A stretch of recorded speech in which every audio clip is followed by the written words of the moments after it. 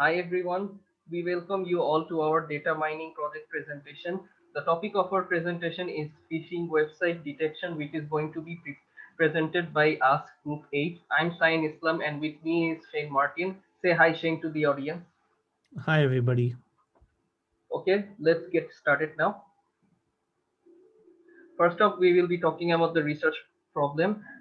Through our secondary research, we have found that phishing websites are those that try to steal the account password or confidential information by tricking users into believing that they're on a legitimate website. The purpose of our project is to explore data mining techniques that detect the legitimacy of the site. Next up is the interesting aspect about the problem. The panic created by the COVID-19 pandemic gave rise to more scammers taking advantages of those thinking irrationally. For example, users trying to purchase in-demand items from unsafe websites, resulting in becoming victims of scams. Google registered 2.11 million phishing websites from January till November 2020 only. This was 25% increase from the figure back in 2019. The goal of this project is to inform the public on the important factors in identifying phishing websites. Next up is the methodology, which we will be looking into the dataset.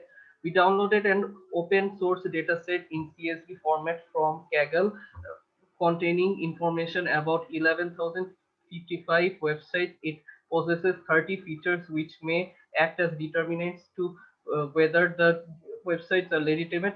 Value equals to 1, suspicious value equals to 0, or phishing value equals to -1.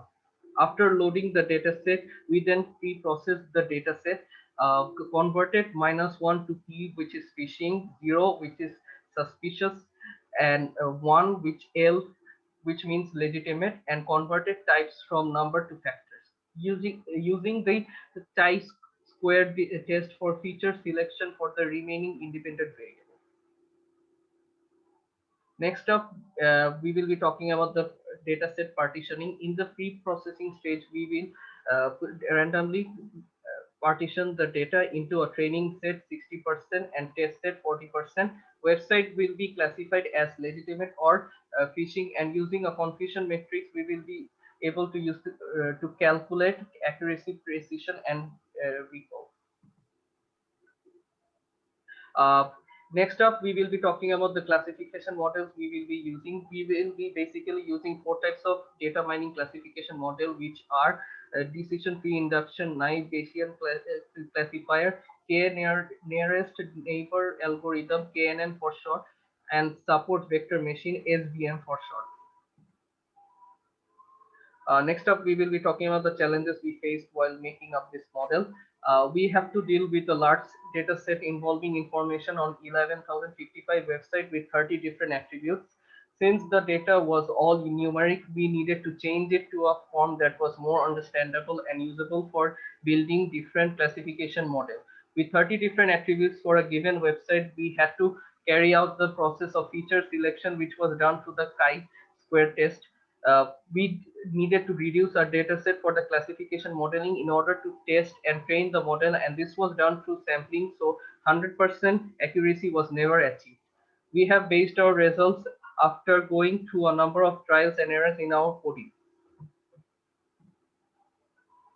Next up, Shane is going to talk about the loading of the libraries and datasets. Thank you.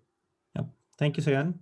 So now let's look at what are we doing in R to carry out this entire process. First, we're going to load the libraries that we need in order to load our CSV data into R Studio. So we're using the tidyverse package, the readr package, and the dplyr package. Here we use the read CSV function from the readr package to import the data from the CSV file into a tibble variable.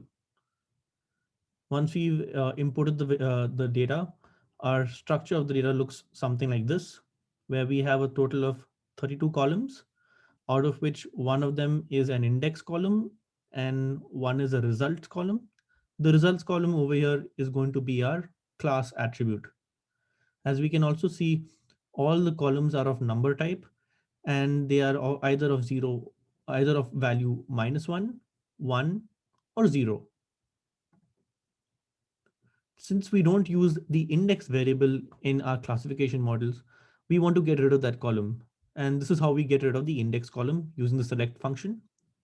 And then we want to convert the values within the data set to something a little more understandable. So we've converted the -1 to P for phishing, 0 to S for suspicious, 1 to legitimate, or 1 to L for legitimate. And then we converted all the types from the char to factor variable. Once this was done, we also wanted to change the way we represented the results function, the result column, which is our class attribute. We changed the P value to phishing and the L value to legitimate, and then converted to a factor type again. This will come in handy when creating our confusion matrix further down the line.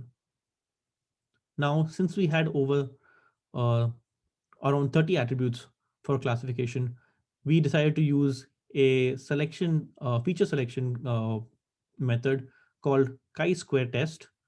And after running the chi-square test on all the attributes we had, we were able to get 25 attributes that showed us a p-value of less than 0.05. Now, once we've done that, we wanted to create a new subset of the data with only the columns that we want. So after getting this sequence of columns that are significant to us, we load that into a variable called column names.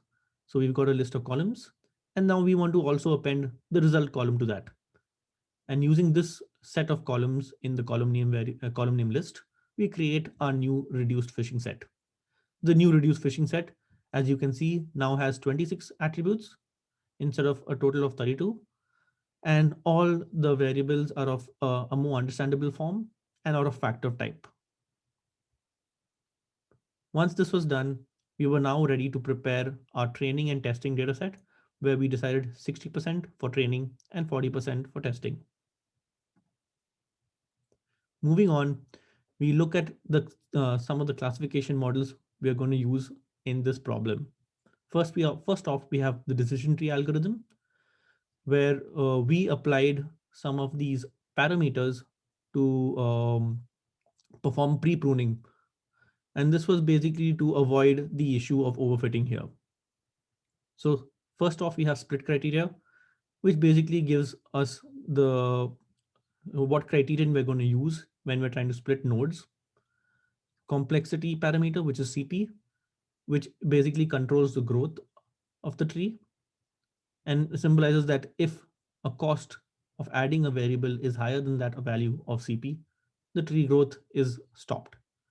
Max depth is the parameter that is used to set the maximum depth of a tree. Min split is the minimum number of records that must exist in a node for a split to occur. And min bucket is the minimum number of records that can be present in a terminal node.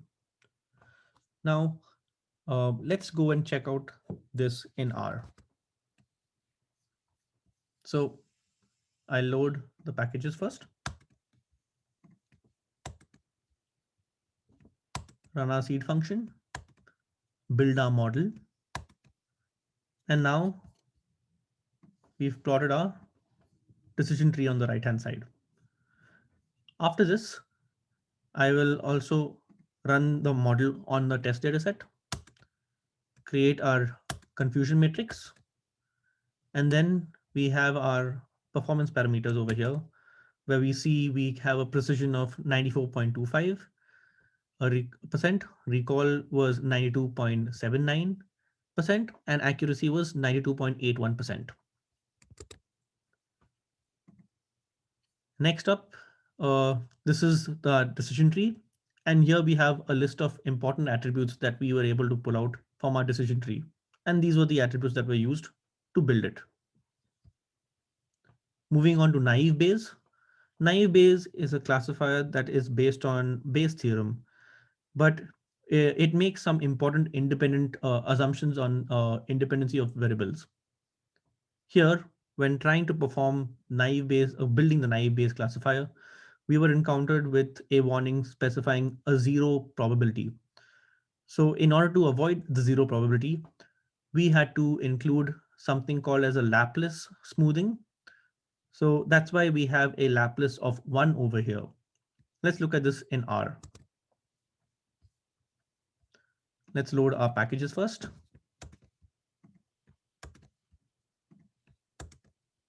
Our seed function, build the naive Bayes classifier, use it to predict our testing dataset. And now we've built our confusion matrix, and the performance metrics are as follows.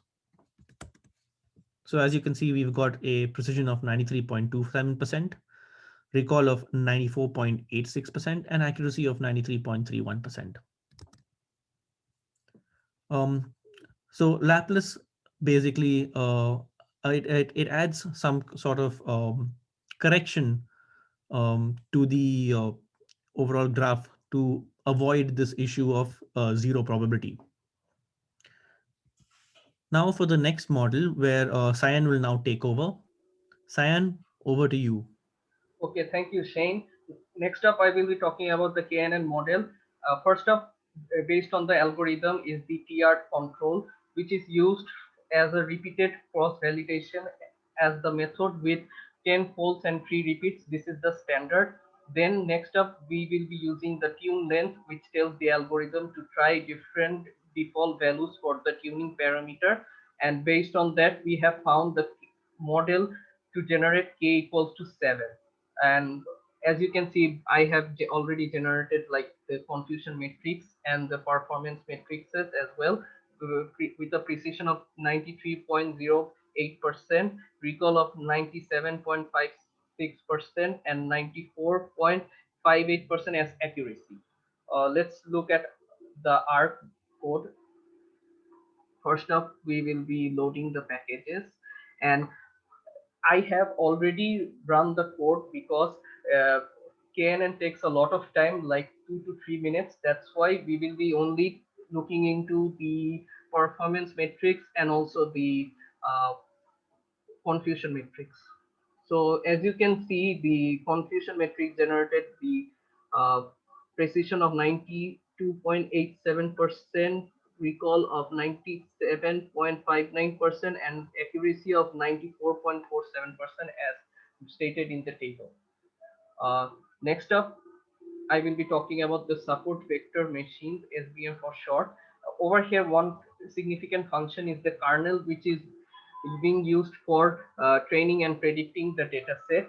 And we also be using the radial basis function for our classification. This function gave us the best performance indicator in our algorithm, which is why we will be using it. The number of support vector which we have found is 1386, and as you can see, this is the confusion matrix we generated and also the performance matrices, which gives a precision of 93.93%, recall of 96.45%, and accuracy of 94.54%.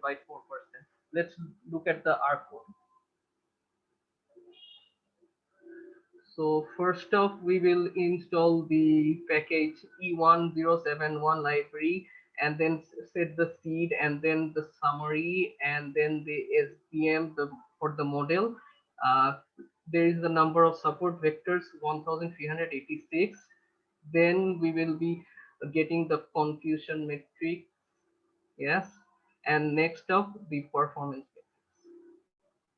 And as you can see, it generates like 93.93%, 96 precision, recall of 96.45%, and accuracy of 94.45%.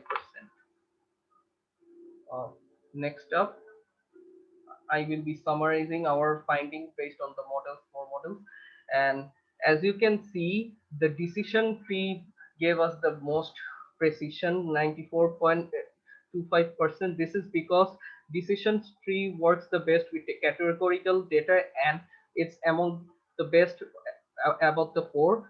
And KNN gave us the best recall and accuracy, as the dataset has already been proven through chi-squared test, and the most significant attribute are being used in the trained dataset. Thus, the object within the dataset which received the highest number of votes or with the closest distance from the attribute got selected, which is k equals to 7 in our case. That's all from our presentation. I thank you all for your patience and thank you and have a nice day. Bye.